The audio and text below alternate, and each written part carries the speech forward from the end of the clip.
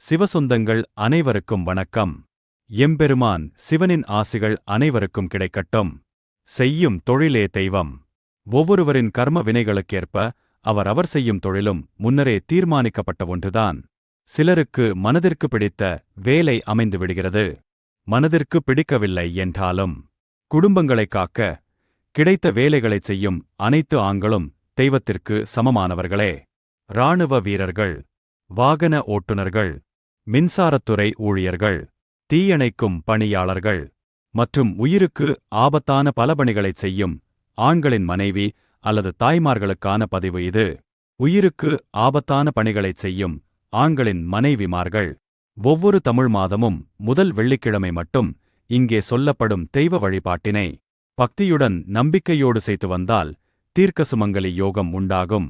ஒவ்வொரு தமிழ் மாதமும் முதல் வெள்ளிக்கிழமை அதிகாலை பிரம்ம முகூர்த்த நேரத்தில் எழுந்து நீராடி நிலை வாசலுக்கு முன்பாக 5 முகம் கொண்ட குத்துவிளக்கில் நல்லெண்ணெய் ஊற்றி தீபம் ஏற்றிக் கொள்ள வேண்டும்.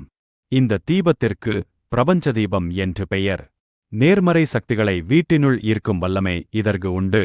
பிரபஞ்ச தீபம் ஏற்றியபின் உங்கள் வீட்டு பூஜை அறை அல்லது லட்சுமி நாராயணர் திருவுருவப்படத்தின் முன்பாக மஞ்சள் துணி விரித்து அமர்ந்து கொள்ளுங்கள்.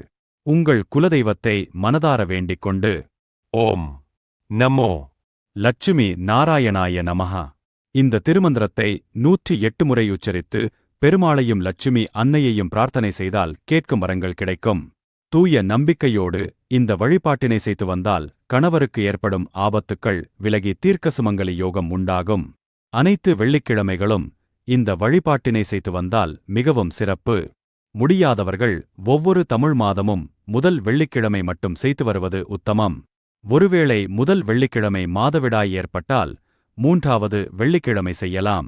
திருமணம் ஆகாத ஆண்களுக்கு அவர்களின் தாய்மார்கள் வாரந்தோறும் செவ்வாய்க்கிழமை அருகிலுள்ள சிவாலயம் சென்று காலபைரவருக்கு பிள்ளைகள் பெயரில் அர்ச்சனை செய்து வழிபட்டு வந்தால் அவர்களுக்கு ஏற்படும் ஆபத்துக்கள் விலகி நீண்ட ஆயுளை தரும். திருமணம் ஆகாமல் தாயும் இல்லாத ஆண்களுக்கு எம்பெருமான் ஈசனே பாதுகாப்பு. தினமும் ஒரு முறையாவது சிவபெருமானை பக்தியுடன் வணங்கி வாருங்கள். நல்லதே நடக்கும்.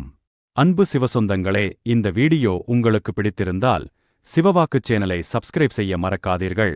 அதோடு வீடியோவை லைக் செய்து திருச்சிற்றம்பலம் என்று கமெண்ட் செய்யுங்கள். உங்கள் மதிப்புமிக்க ஆதரவிற்கு மிக்க நன்றி.